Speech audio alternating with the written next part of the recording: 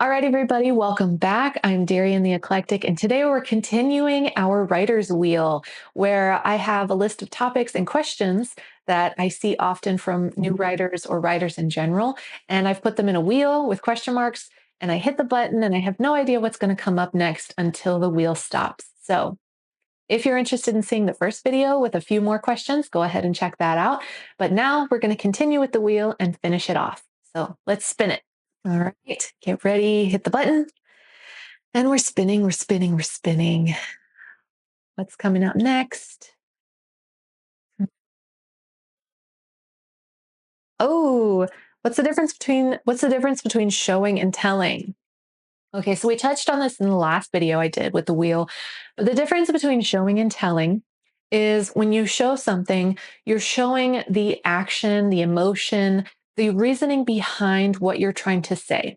So, for example, if we have a protagonist who is in a combat situation and they have PTSD and they are starting to feel the effects of and it's going to jeopardize their life within that combat situation, we can show and we can tell. Now, big misconception is that showing is good and telling is bad. And that's not true. Every story has a certain amount of showing and a certain amount of telling.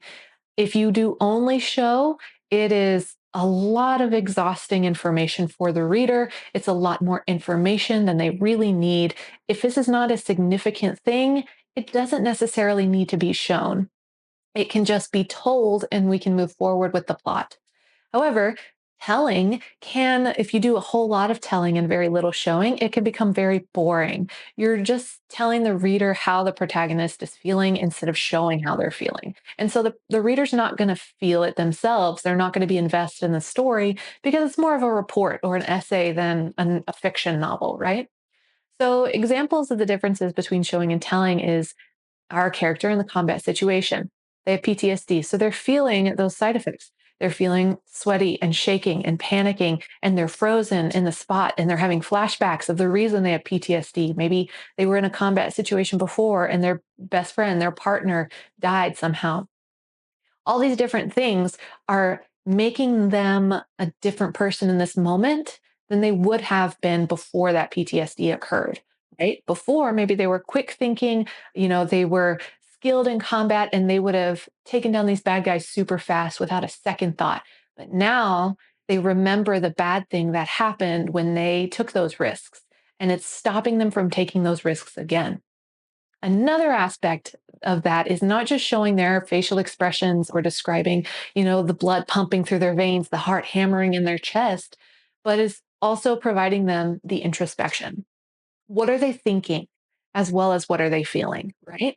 So, feeling you can show with the trembling, with the sweats, but what are they thinking as well? They're thinking about the last time this happened. They're thinking about everything that can be lost this time. Maybe someone else is in danger, just like the last time, and they don't want to repeat the same mistakes they did. And so, all these things are going through their head. And a lot of times when people start to try to implement show versus tell, they will show all the physical aspects and they will leave introspection out because they think that that's telling. But it's not. Introspection is very important. It's letting us know what's going through the character's mind as they are experiencing these shown emotional and physical reactions, right? So that is the difference between showing and telling. Telling, for example, if some time is passing, we don't need to detail and show like the colors changing in the spring. We can just say, 6 months later. That's it. That's all we need to know. Nothing significant happened in those 6 months. It doesn't add to the plot, but we need to jump forward for whatever reason in the story. So 6 months later does it. You can tell that. That's okay. That's better for the reader than having to experience 6 months of changing season description showing um, in order to just have that box checked of showing versus telling. You don't have to. Okay. If you have some opinions on showing and telling, drop it in the comments below. In the meantime, let's spin that wheel again. Okay, so you might notice that things look a little bit different, and that's because my camera overheated, and so I had to let it cool down, and it is now the next day. So let's continue our spin game and see what question comes up next, shall we? All right, spinning, spinning, spinning. What question will it be? Here we go. Here we go. Blue. How do I get started writing a novel? Okay. So, this is probably going to be the most unsatisfying answer to any of these questions, but it is the right answer. And it's as frustrating to me as it is to anybody else. But how to get started writing a novel is to just sit down and write. It I have tried over the years to think of and to find any way to get better, get faster, get more creative, more defined at writing a novel in any way other than writing the novel. So, you can look up any outlining method. You can find every book out there. But to get better at writing a novel, to get started at writing a novel, you really, really just need to sit down and start writing. Now, let's get a little bit more specific. Let me give you something more actionable for this. And really, what I think will help you write a novel is to use the snowflake method. Now, if you're not familiar with the snowflake method, it's a way of outlining and writing a novel, starting from the smallest piece of the idea and then slowly expanding that idea from a line to a paragraph to a page to several pages to a first draft. So go ahead and look up the snowflake method. And really, what it starts with is a log line. And a log line tells you who the protagonist of the story is, what the goal of the story is, and some other little details, like maybe what the setting is, what the theme is, some things that you already know that are important for the story you want to write. Okay, so that's the log line, step one. The next step is to expand that into a paragraph. So now add a few more details, add some more interesting information. What is the conflict? Who are the other characters? What are the other things that you want to include in this novel? That's step two. Now expand that to an entire page. And now expand that into 10 pages, into 50 pages. And just keep going and keep expanding that same idea. Now, this doesn't have to be beautiful, perfect prose as you expand it. The way you should think about this is you are just brain dumping. You are getting all the information out of your system as much as you can. And when you reach the point where you can no longer brain dump, where you have put everything you can think of down, now, what I want you to do is kind of a deviation from the snowflake method, but it's go back through what you have written and start to organize all of the ideas. Organize them into who are the characters. And now you can expand character descriptions and character backstory.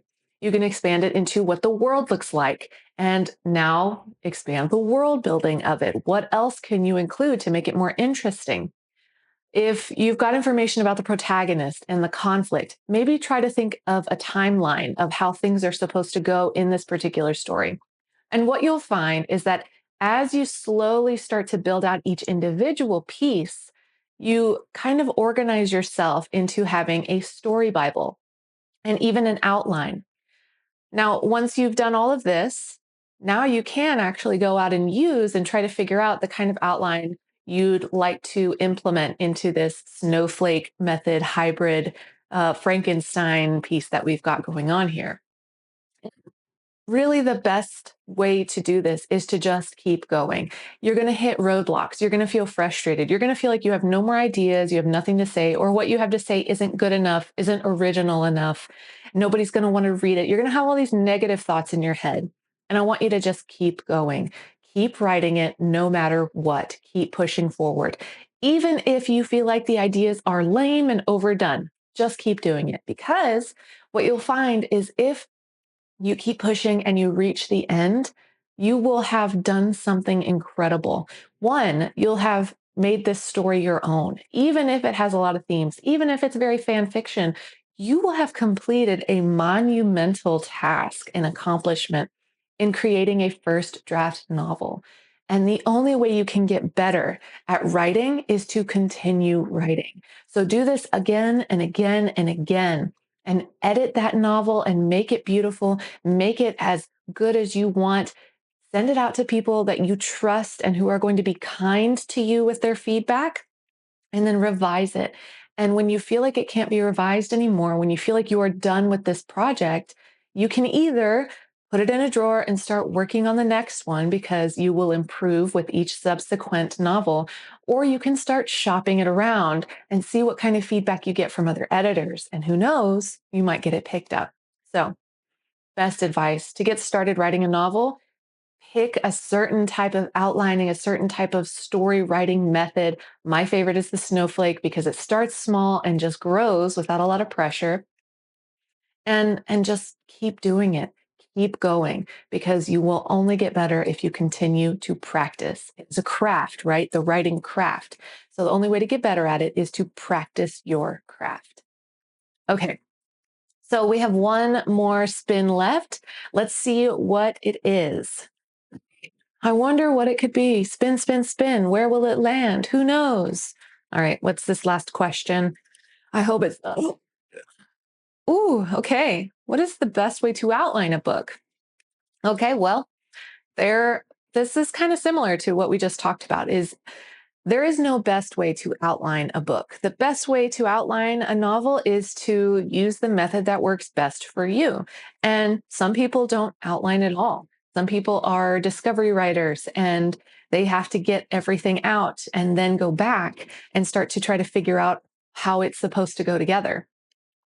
I love to outline. I am an organization, productivity, outlining obsessive. And often what will happen is I will spend all this time outlining. And then when I go to start writing, the story takes me in a completely different direction regardless. But one of my favorite parts of the process is the outlining because I can throw down all kinds of ideas.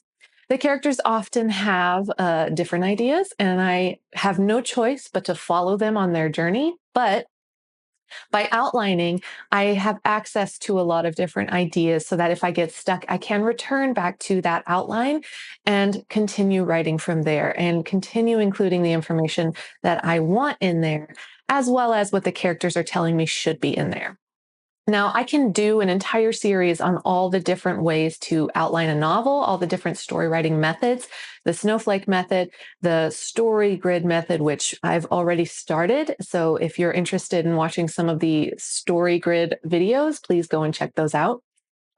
The save the cat method, the story embryo. There are a dozen or more story writing methods that I can go through. And so if you're interested in me doing videos on each of those, leave a comment below and let me know. Let me know which one, if you know of any, you'd like me to cover, and I can do that. But there are so many different options out there for you.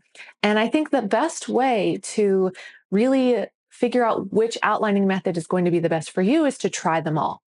I would say get a list, get a book for each of them. You can go to the library and borrow if you don't want to drop the money on buying a dozen different outlining novel books. There's a lot of information for free on the internet you can go and find, like on YouTube.